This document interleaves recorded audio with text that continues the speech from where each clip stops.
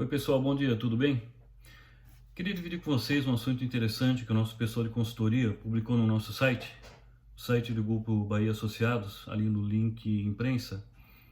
É um resumo das medidas até hoje publicadas que tratam do combate aí à atual crise do coronavírus.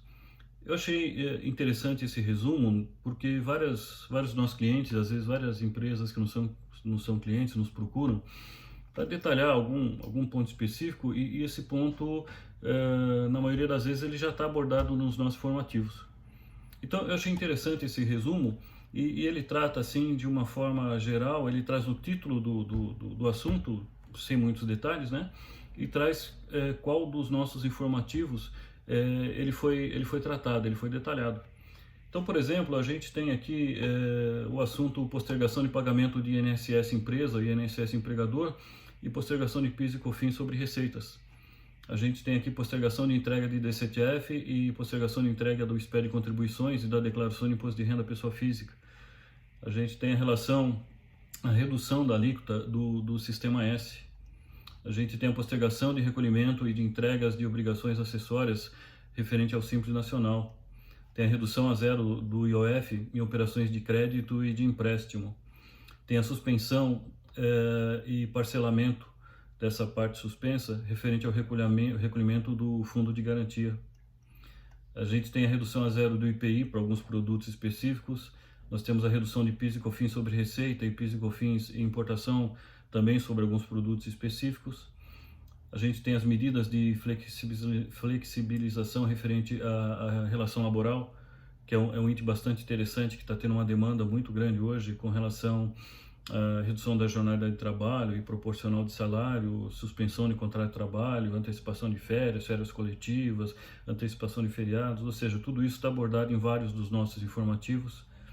A gente tem alteração e atualizações societárias por meios digitais, considerando essa onda atual de atendimentos virtuais de vários órgãos públicos, né? A gente tem o auxílio emergencial, né? A gente tem a simplificação da apresentação de documentos para a Receita Federal, também considerando essa onda de digitalização e de desburocratização na apresentação de alguns documentos. A gente tem uma abordagem sobre linha de crédito para pagamento da folha salarial, que é um item também muito interessante para empresas que estão contempladas naquela faixa de receita e que podem pleitear essa linha de crédito. Nós temos a autorização para fintechs concederem empréstimos, autorização dada pelo CNM, Conselho Monetário Nacional. A gente tem a lista de atividades essenciais publicadas pelo governo federal. A gente tem o atendimento virtual realizado pela Receita Federal. Ou seja, são vários assuntos que estão nesses informativos detalhados aqui nessa listagem, que eu acho que vale a pena dar uma lida, dar uma atualizada, e em caso de dúvidas nós estamos aqui à disposição para conversar a respeito.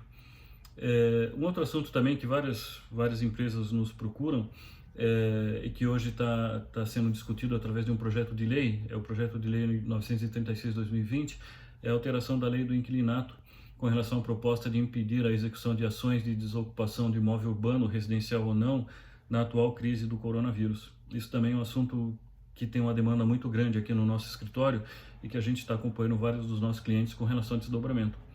E um outro assunto também que é muito interessante e qual nós estamos trabalhando de forma muito incisiva aqui com vários dos nossos clientes parceiros é com relação à renegociação de contratos de fornecimento.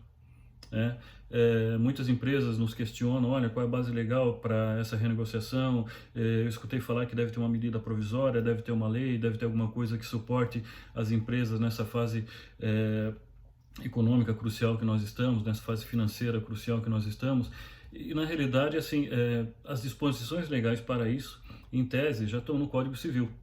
Então nós temos lá o artigo 421, que foi alterado pela Lei de Liberdade Econômica do final do ano, e a inclusão o artigo 421A no Código Civil, inclusão essa que também foi feita pela Lei de Liberdade Econômica.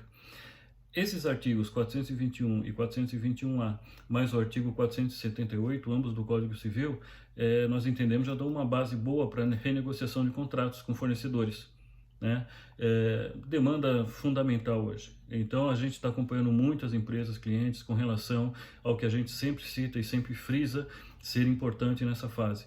Rever orçamento, rever fluxo de caixa, tá? Com esses parâmetros atuais, com os efeitos dessa renegociação, tá certo? Com os efeitos de redução de custo através dessa relação laboral, redução de jornada de trabalho ou suspensão temporária de contrato de trabalho, tá? Rever o fluxo de caixa, rever o orçamento, rever o business com relação a essa possibilidade de postergar recolhimentos de alguns tributos federais, considerando o impacto de fluxo de caixa que lá na frente, daqui a alguns meses, você vai ter que ter caixa suficiente para 2 recolhimentos, o do mês e esse que foi transferido lá para frente para recolhimento. Então são itens interessantes, são pontos importantes que a gente sugere que vocês visitem o nosso site, que é o site do Grupo Bahia Associados.